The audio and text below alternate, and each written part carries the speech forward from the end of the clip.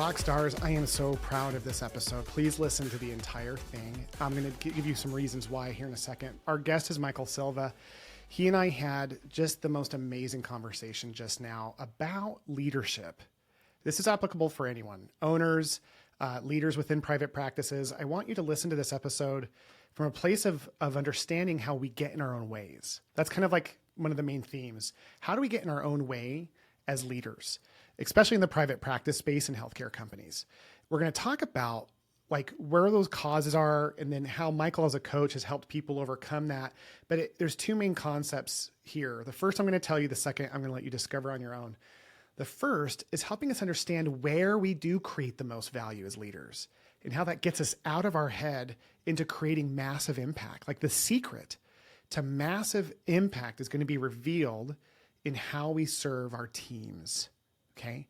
And then it pulls back around to the ultimate secret of how we get out of our own way. And this was not a pre-planned episode. It's going to feel very circular, but you're also going to hear very authentic moments where we don't know the answers to our own questions.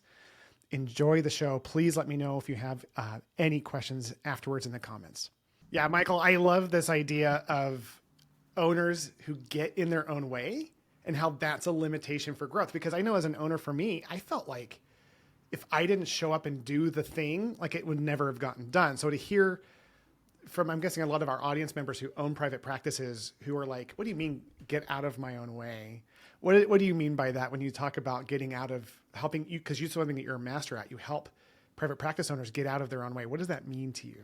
Well, it's pretty literal to me. I had to learn that the hard way as well. It's just you don't realize how much you're actually holding back the business by trying to control everything. Is a good way of looking at it, I guess.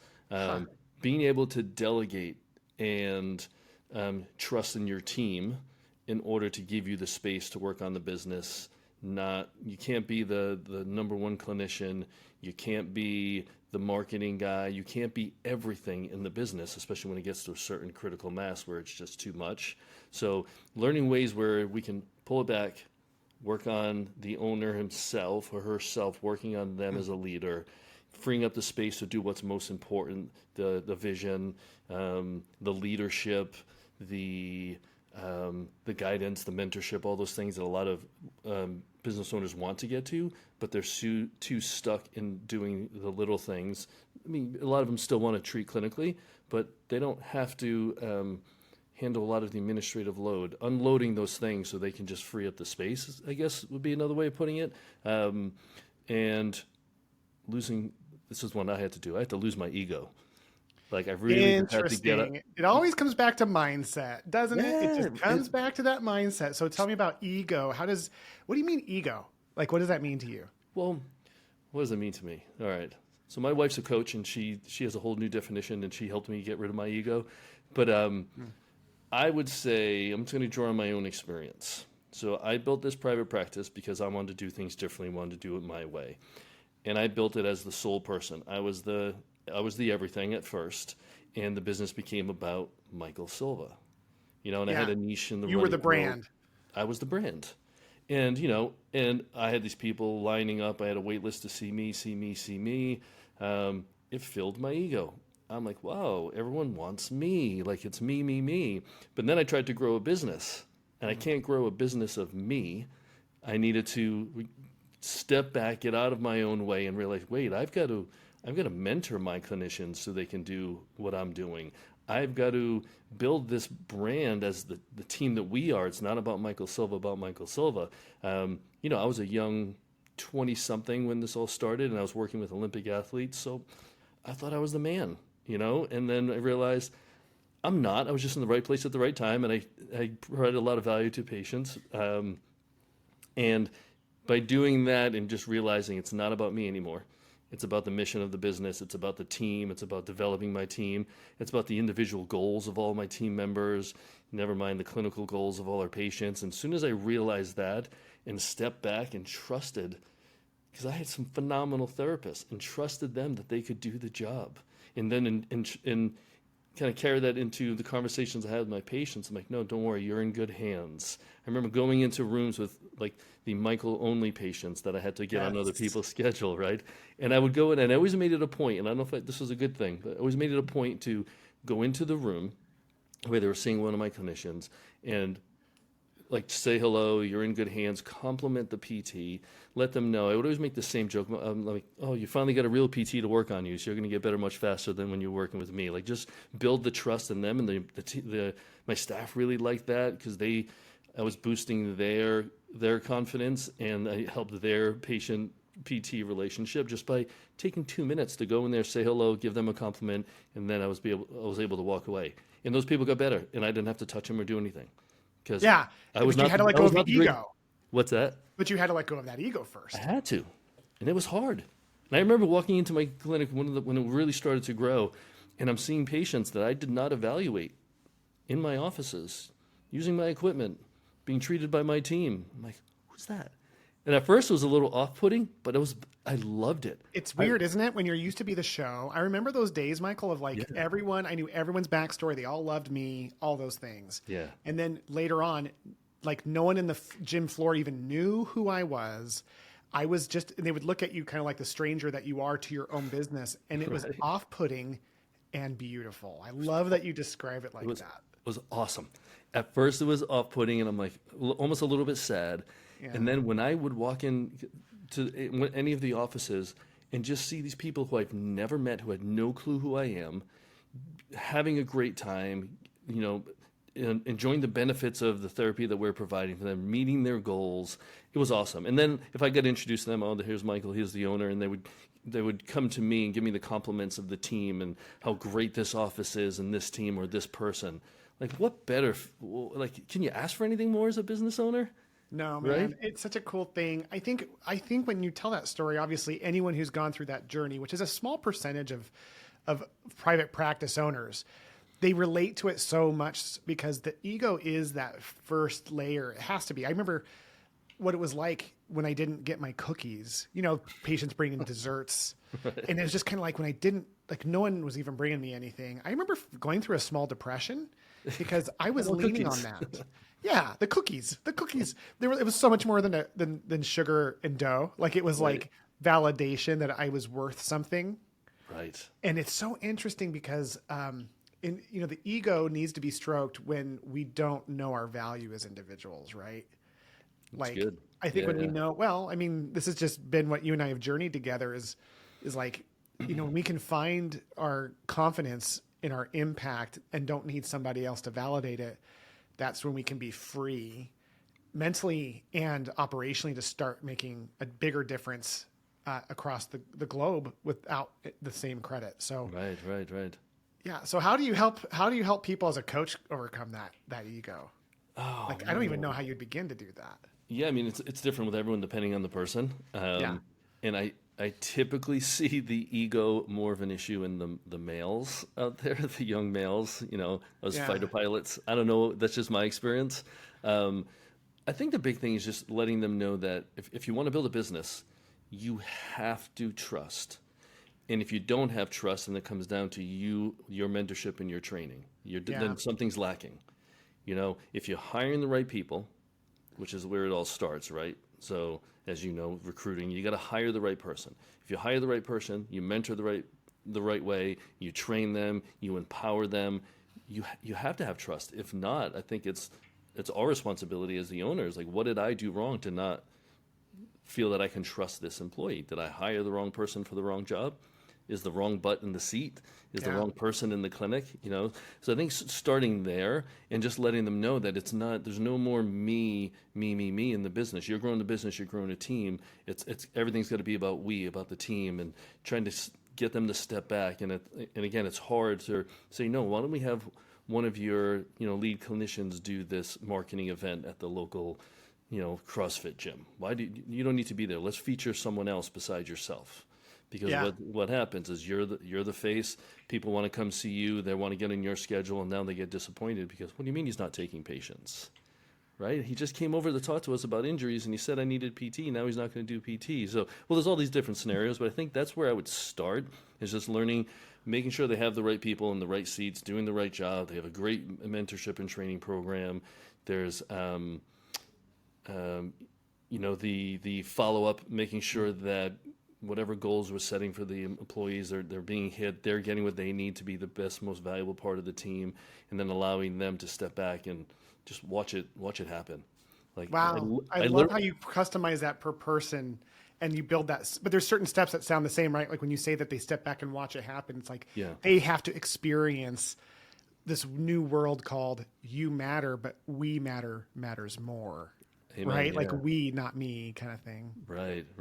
Yeah. And it's different. Like I don't have like the Mike Silva 5-step process to do that because I think the way I do things is I just need to connect with someone and see where they're struggling as a human and as a business owner and as a leader to see where they need the most. And sometimes I got to reach for help outside of me. I mean, I know where my skill set lies in, but if I got to refer to, if someone's really battling like confidence issues or there's some sort of mental block or an anxiety that I can't, coach someone through, then I've got referrals that I can send people out to. And I needed that help with my journey along the way.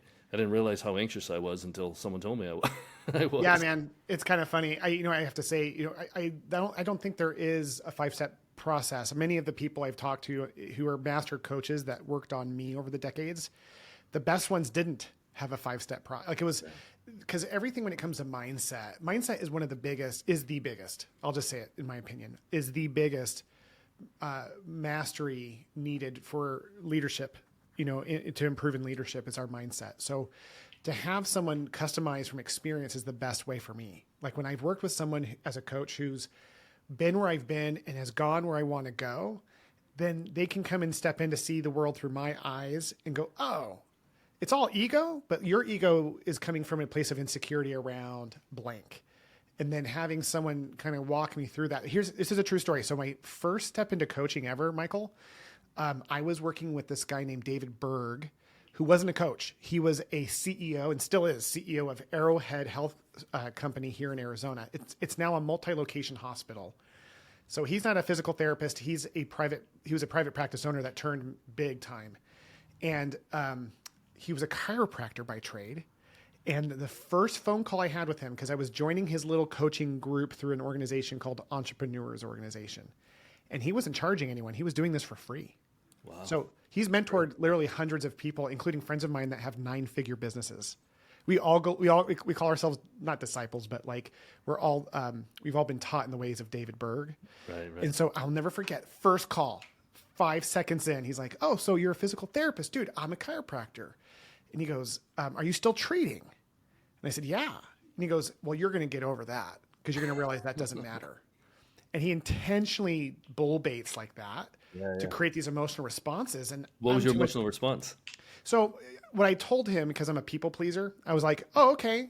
Inside, I was like, who the heck do you think you are? Like, I was so pissed. But unfortunately, my character back then was to not show those feelings as much as I do now. Yeah. So I just kind of was like, whatever. And now I know what he's talking about. He was pushing it hard to prove a point, not to say that treating didn't matter. Right. But so that I could shift my mindset. Right. Yeah. So I don't know. Everyone's different. Like when I used to coach, I would never, that's not my style per se, but it was very effective. Yeah. Same here. And I think, with some of the coaches and courses I've taken over the years, like, okay, what's your unique 5-step plan? Let's come up with a name for it. Let's do this. I'm like, what? So I can print up an infograph with my 5-step process. Like, what does that really mean? So I tried that at the beginning, and I have this great ebook that I came up with like the 5 pillars of business development, and I sent that out to everyone that I had an email for, and it didn't do much. And so I think it goes back to this too. So I've tried when I started consulting, which is a totally new world for me, building a PT practice and trying to gain consultants from all over the country is a totally different. I mean, clients from all over the country is totally different. Yeah, totally. And I tried Facebook ads. I've tried my email list. I had the free gifts of this PDF, this ebook. Nothing was really working. You know where I made most of my clients is the people I met face to face. Yeah, Like when I saw you in DC at the PPS conference, right? totally. I met 5, 6 young practice owners, 3 are clients No now. way. Yeah. Yeah, I And think with then other coaching, ones are word relationships of matter. mouth. Say it again. I think relationships is where it's at with coaching because it's Yes. it's such an intimate relationship. So you got 3 of those, and then everything else is word of mouth. Word of mouth. And, Yeah, that's cool. you know, and it's funny you mentioned relationships because I put in a proposal for, I don't know if it was one of the local APTA chapters or for PPS for next year, but it's basically on relationships and how to build a thriving practice through relationships with your staff, with your referral sources, and with your clients. Wow.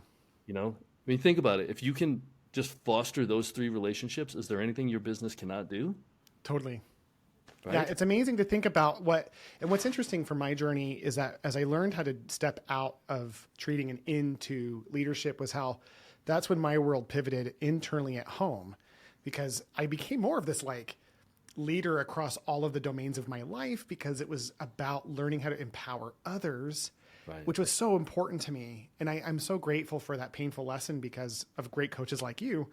It helped upgrade the experience my kids had of me great. as a father and my wife as, for me as a husband. So yeah, it's such an important lesson. It has so much little to do with business, even though that was the most successful thing probably we could say that would grow our business is us stepping into leadership. But it's so much more important than that. Right. And I agree with you 100%. And being a father and, the leader of the household, Yeah. even though my wife is definitely the leader of my household. My wife is the CEO of the house. Totally. Yes, confidently, and she should be. She earned that title very, very well. What was my point there? Yeah, it's just all connected. Like if I'm improving my confidence as a leader at work, I come home and I'm just a more fun dad. I'm a more confident dad. I'm a more confident husband, and vice versa. If I'm killing it as the dad and the husband at home, I come into work more confident. Like you can't. I don't know about you, and I don't know if this is my take on life. Like you can't compartmentalize who you are, in my opinion. Totally. Like you can turn on work mode, but I'm who I am at work. I'm who I am at home. I'm still a 15-year-old kid with potty humor, and if you spend enough time with me, you'll hear that. But yet I've got values and principles that I live by, and that hopefully those trickle down into the people I worked with as clients now and in my team, and hopefully some of that's trickling down into my kids. I'm mentoring my kids, and they're young adults now, and I think I did an okay job because they're 2 of the finest human beings I've ever met. So that's all that matters. I mean, it's so funny because we, as men in particular, some women too, but more so on the men, they studied and found that our self-worth is tied directly to our business. Yes. That being the case, I think any business owner ties some of their self-worth to their business initially, at least. And I think that's just such an important thing to remember is that this is the rubber ball that can bounce. That glass ball at home with the kids and the family, if we have that, that's the ball that we can't drop. And that leader that we become at work becomes the leader at home. So when we talk about like getting out of our own way, let's go into more of the specifics. The first thing we talked about was ego and mindset. So now that we've kind of addressed that out of like how you help people get out of their own way, what would you say are like the main mistakes that people make? Like what are the main things that they're doing to get in their own way outside of the mindset? Well, we're going to go back to the conversation you had with your first coach. Are you still treating? No. But they have to realize that where's the most value you can bring to your business, and typically it's not continuing to treat patients. I'm glad you started with that, by the way, because I think that is the majority of people's time being spent when they're getting in their own way is treating their own patients. It is, and I hear the same thing all the time. It's like, but I still love treating. I'm like, I get that, but if you want to run a business, you can't be a full-time clinician and run a business at the same time successfully. Like something has to give. Yeah. And that's about getting out of your own way. So having that conversation of giving them like, okay, seeing the value that they bring to the business and to their team and showing them sometimes they don't even realize the value they have. And a lot of them don't have that confidence, or they have that ego because they're inconfident and, right. They're stuck in the devil they know because they're scared of what they don't think they're capable of outside of that. Right. And, I was that way. Like I remember running my first team meeting. I'm like, who the hell am I to like sit there and tell these people like you're doing great or don't do this, do that? Like I didn't run a great meeting at first because it was all about what you're doing wrong and what we have to do better, right? But Yeah. I mean, we have a hard time with that as humans. I think. I think if you don't, that's a gift because I teeter on even to this day. Okay, do I really know the value I'm bringing? Yeah. And and my wife will tell you I need a lot of validation. Is that still because I have the sense of incompetence of what I'm doing? Because this is a huge career shift. Oh, yeah. I'm going to go on a separate tangent because I want to ask you this question. Yeah, please. When you sold your business, your first one, did you have a plan right after, or did you just sell and figure out what you're going to do? No plan. Started kind of just trying to figure it out. Right. Did you have like a little depression or a little lull, or were you just like partying right off the bat? No. I went through, I was surprised that there was a brief period of elation after I sold. Like a brief, like I took my wife and kids, we moved to Europe for 6 months, but like literally 2 That's months. awesome. Yeah, I really recommend that when we make these life transitions to highly celebrate them because entrepreneurs and leaders who are entrepreneurs, their default is like to solve the next problem. And they never give themselves space to like reward themselves. And that has been proven. They've done studies to show that that's what changes how we operate to be more successful. So even with a 6-month hiatus that I was willing to go to spend the money on, dude, 2 months in, the anxiety hit hard. Yeah. What am I going to do? I have all this money in the bank, but I'm watching it go down every month, especially when I wasn't working. And I'm like, okay, what am I going to do? That's a problem to solve. The entrepreneur kicked in. And so no, it wasn't depression as much as anxiety for me, like straight up stress. Yeah. I mean, I think I had probably both because we're talking about our identity. Like I was tied to my business. Oh, yeah. Michael Silva, the owner of Foundation Performance, the running PT, like this is who I was. And all of a sudden, gone. And I was like, whoa, I stayed in with the business. I bought mine for a while. And then I had some life things I had to deal with. So I took some time off as well. And I was like, who am I? Like, what am I doing? Yeah. I reshingled my house just to spend some alone time. I didn't move to Europe for 6 months, but we did buy a place in Europe because we always wanted to. So that's what I did. Where'd you go? Where'd you buy? We have a place in southern Portugal. In the Algarve. Oh, man, that's such a good place. Good for awesome. you. Yeah. So, I mean, I did that. That was great. But then I was like, but who am I? What am I doing? And I was looking for jobs outside of healthcare. Consulting I'm like, no, I'm done with healthcare. I was going to open a coffee shop. Yeah. I was like, nothing. And then nothing was panning out. I was going to buy this building. I was going to open a coffee shop here.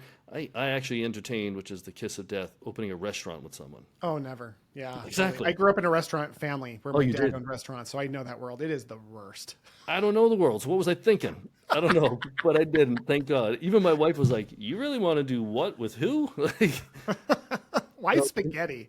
Just kidding. Right? I don't know what your restaurant. And then she was the one who really pushed me towards it. She's like, "Listen," she's like, "You ran a successful business. You know how to do that." She's like, "Why not just help other people do that? Like, you don't have to do it, but teach other people and coach them and mentor them." I'm like, "Fine, I'll do it." And like begrudgingly, yeah, she's always right. So I did it, and it worked out. And again, the first client I have is now a business partner of mine. Yeah. I have all these other clients, and I believe they're finding value. They're enjoying the guidance I'm giving and the coaching I'm giving. I'm having a blast doing it. I really like it, and I'm not tied to a brick and mortar building and a schedule like I was as the previous business owner. So there's some freedom to it, but it was a journey, man, to get here. And you're giving freedom to your partner that it's interesting because freedom is the main theme of this podcast. So it's interesting to see that cycle. And I don't know about you, but like for me, when I stepped into owning a medical billing company, which was the first thing I started after selling my practice, I then stepped into coaching. I went through a total arc, just like being a PT owner all over again. I was super insecure. I worked crazy hours. I started getting success. It wasn't patient care, but it was like certain team member relationships I started to hold in the same way. Yeah. And then coaching was the same thing for me where I didn't think who's going to hire me for a coach. And then before you knew it, I have more coaching clients than I had space on my calendar. So I started raising my prices. And you just kind of start going through the same cycle of like, okay, that's who I am. I'm a coach or I'm a medical billing owner.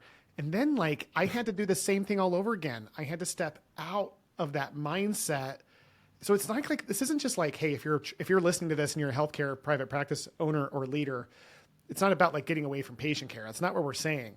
It's about changing the mindset for continual progression. And it looks similar at every step. It's scary. Right. It's insecure, but then you gain some competence, and right behind some competence comes a whole lot of confidence. Right. And then we get comfortable in that confidence, which prevents us from making more progress. Right. So if we're not careful. Right. It's a similar song that has been sung over and over and over again by entrepreneurs everywhere. And I guarantee even people outside of healthcare have the same story. It is. I've been in a business networking group for almost 20 years. None of them are healthcare owners. They're all business owners outside of healthcare. It's the same thing. If you're the cookie maker, it's harder in healthcare, in my opinion, because we define ourselves so cleanly by being a healthcare. Like, I am a physical therapist. No one says I am a cookie maker. It's like, I don't know why I'm obsessed with cookies. Maybe I've got low blood sugar. But this whole thing about like, you know what I'm saying? Like this whole thing about like, we as healthcare providers, we identify with our service so much more than someone who owns a product, but we still create identity within our businesses that are limiting. If we are truly being honest, our ego is getting stroked at some level. And so we can only grow to the degree of our ego, Right. That's deep. Oh, thanks. Well, you're bringing it out of me, coach. Like you're clearly getting me there. So no, I love this idea. So I loved how I asked, what's the main thing that people get in their way? It's treating, which goes back a little bit to mindset. Do you find with your clients that like sometimes they just don't even know what to even do? Because I wonder if that limits them a little bit. They do, and they hide behind the busy schedule. So they're super busy and burned out, but they're also like, the reason I'm doing this because I don't know what I'd do if I wasn't doing this. Right. At least I'm bringing in revenue. I'm doing something positive, right? Treating patients, and they have no idea. Like you give them a little time. If they don't have the guidance and a plan set, then they're not going to know what to do. So what should someone be doing? Let's take two people. Because there's two types of people listening to the show. There's business owners, and then there's leaders who don't own the business. So what should business owners be doing besides treating if they own a practice? Oh God, step out of the business, work on it. I know it's a cliche term, like no, I think that's a great way. But no, like, and if you don't know even where your business is at, like do a whole business assessment. And this is how I start with a lot of my clients.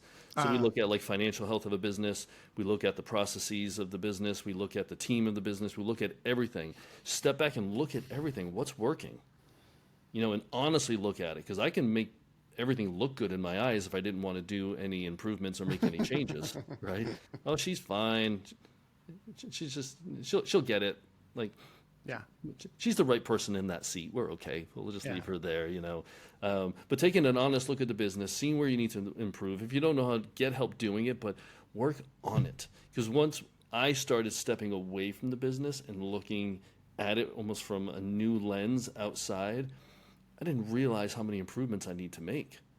Because I was just patient, and I was that guy who stayed really busy and brought in a lot of revenue because I didn't know what the hell to do until I hired my first coach. And she was like, slow down there, tough guy. Like, bring it back. Let's go. And it was that moment where I was like, oh, yeah, I can't just do this. So I forgot what the original question was. But no, you were answering it the whole time you're talking, because we're talking about what should people be working on their business. And what I heard you say was that it kind of depends on the person, but all of it is that cliche of working on the business. Yeah. But there's departments of finance, marketing, leadership. What are the key things? Like if you could say 2 or 3 super high level things that every owner should keep their attention on outside of treating, where would you say that they should be focused on? I'm going to go back to what we talked about before. The first thing is how are the relationships with your team members? Oh, I see. Like primary role is the team builder. Love that. That's a good one. Check in. Like, have you ever sat down and one-on-one with one of your team members and just taken them to lunch or breakfast or dinner or go get a beer? Like, do you know what's going on in their life? Are they happy?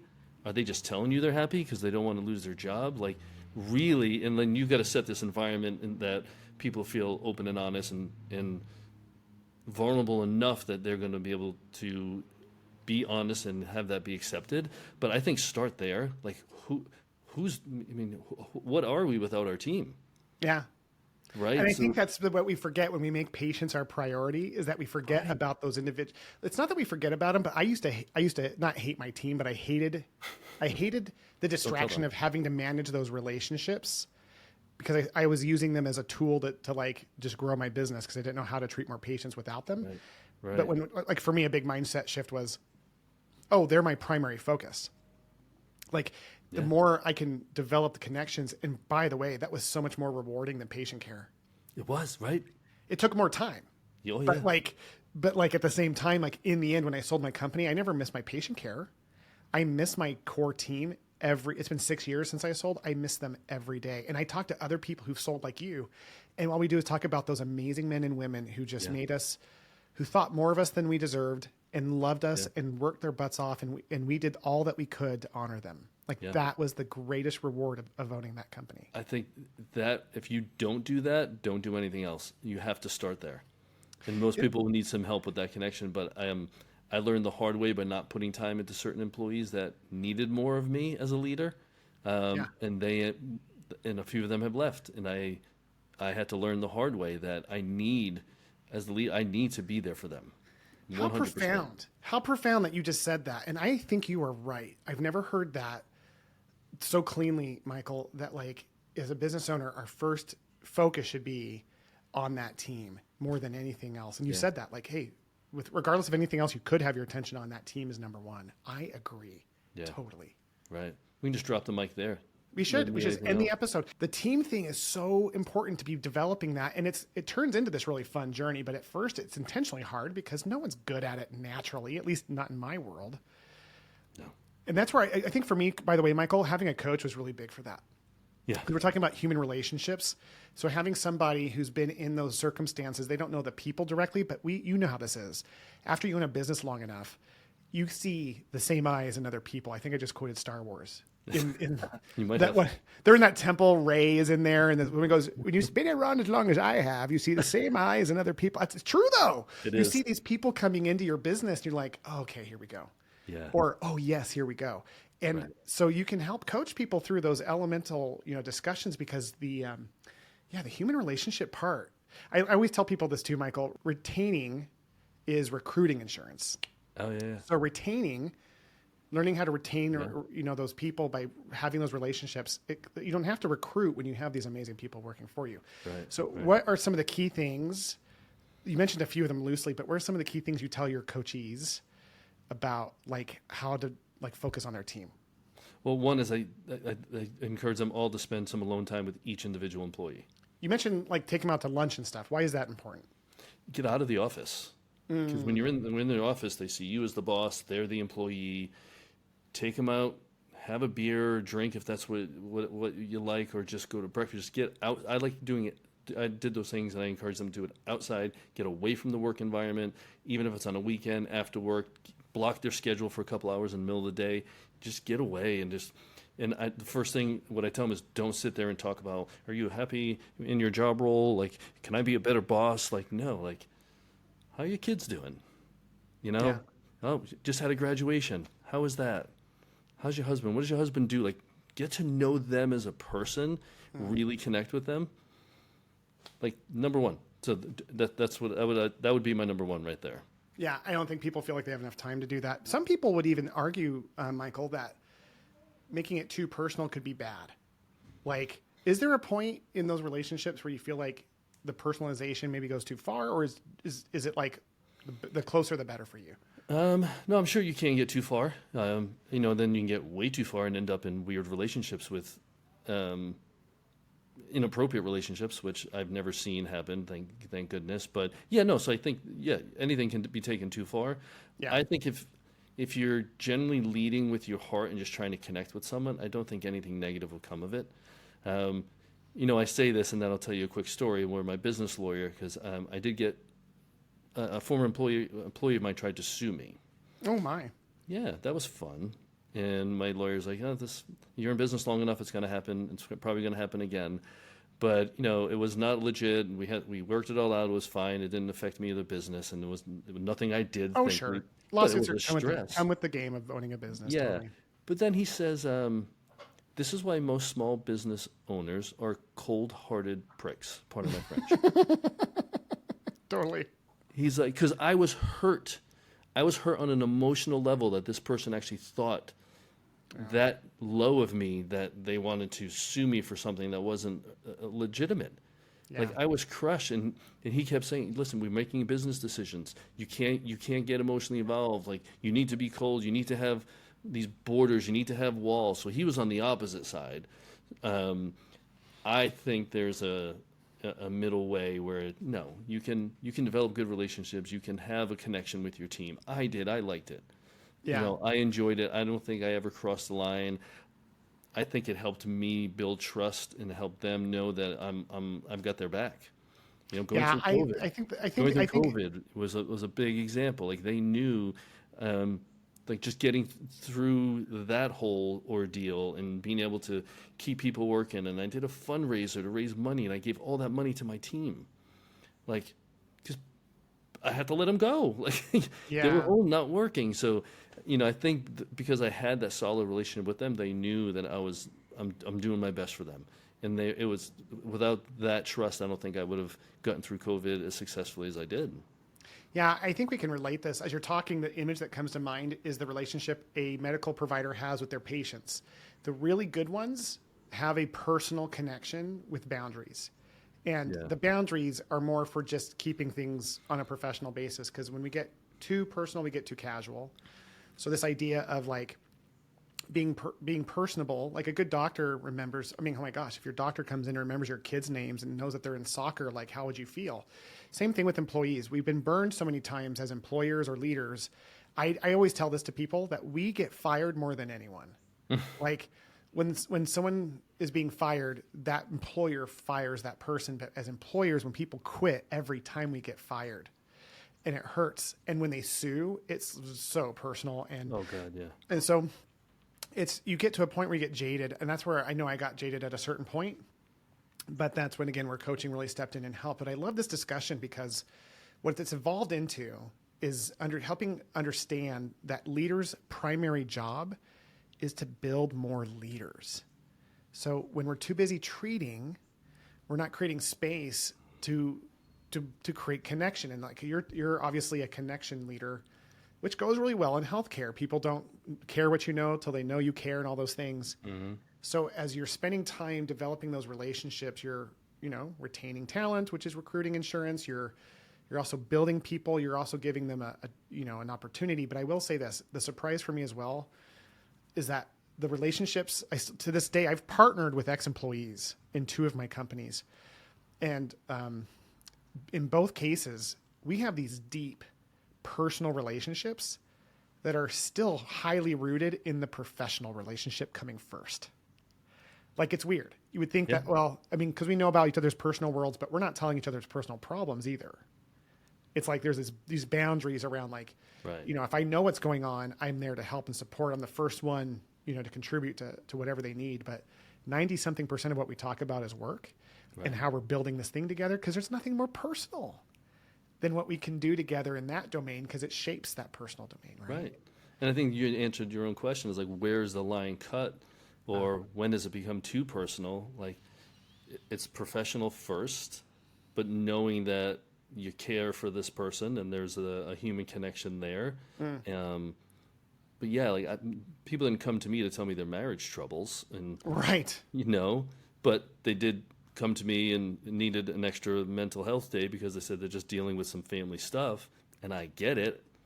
I'm here if you That's need how more. you're showing up, being personal without being too casual. Yeah.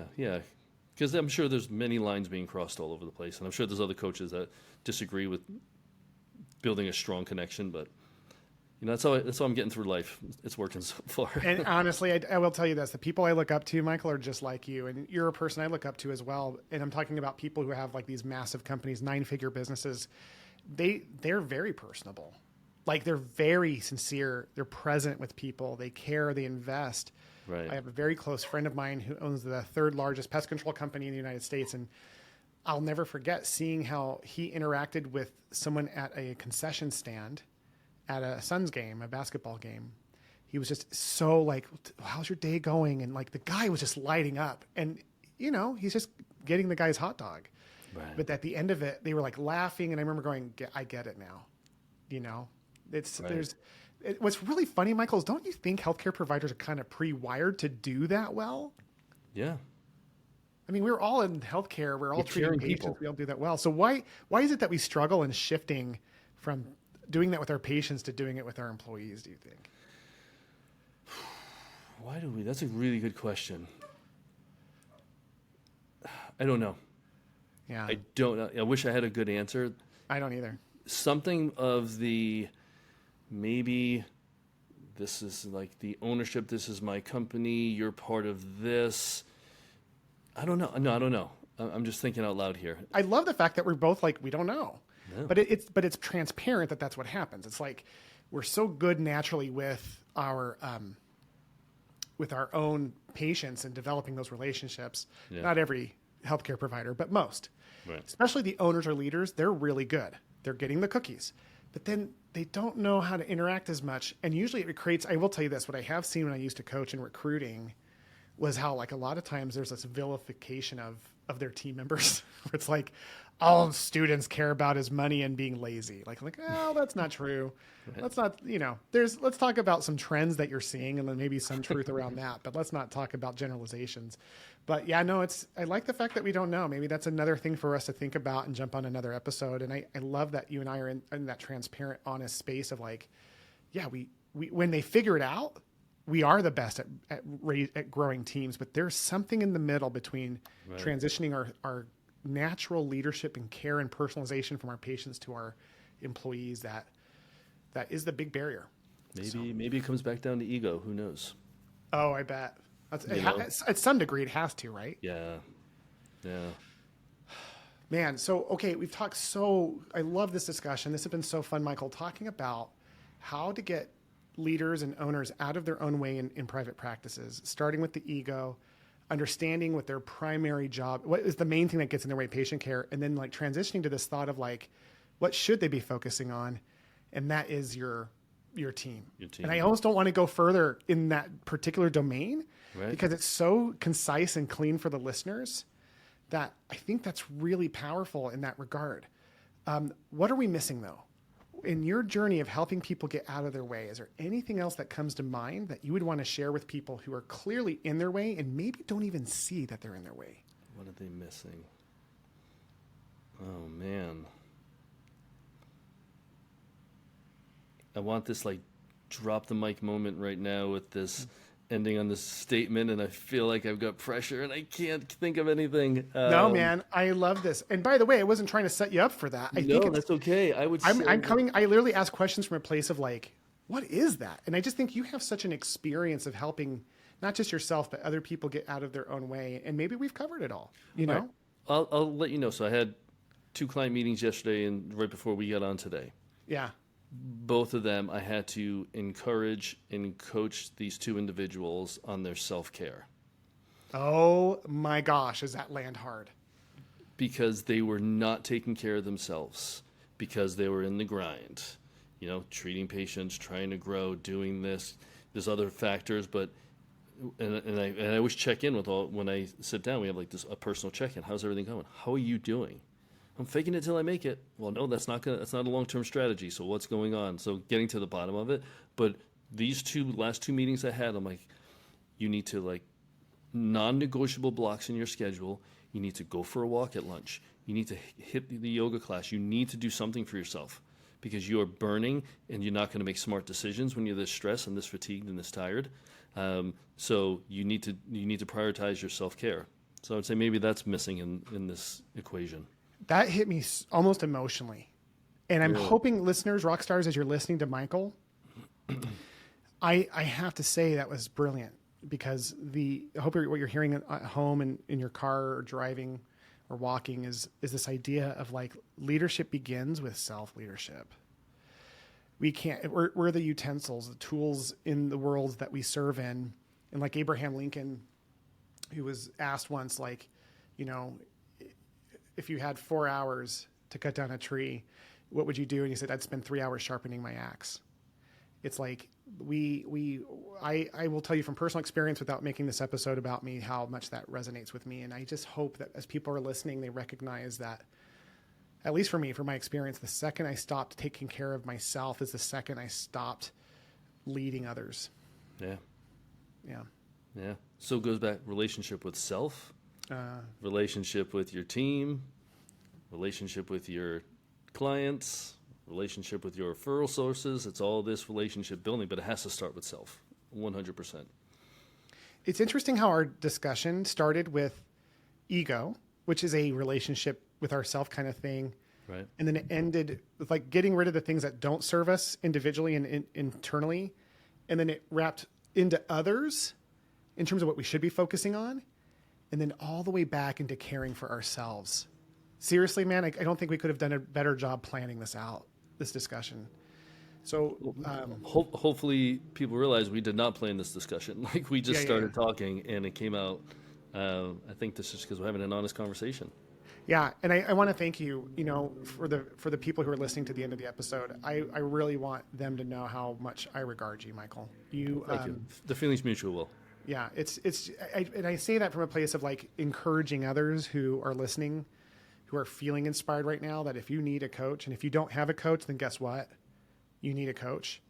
I highly recommend Michael. I get nothing out of recommending you, buddy. I just, other than just helping others. So thank you for this wonderful discussion today. You have been such a phenomenal guest, and I hope to have you back.